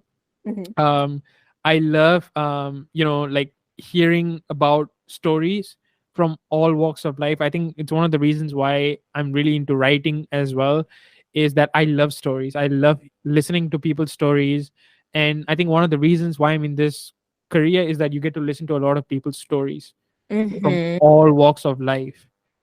And I think I'm a very like deeply like story oriented kind of person. I don't know why this is the case. Now that you say it, like I'm thinking about it right now.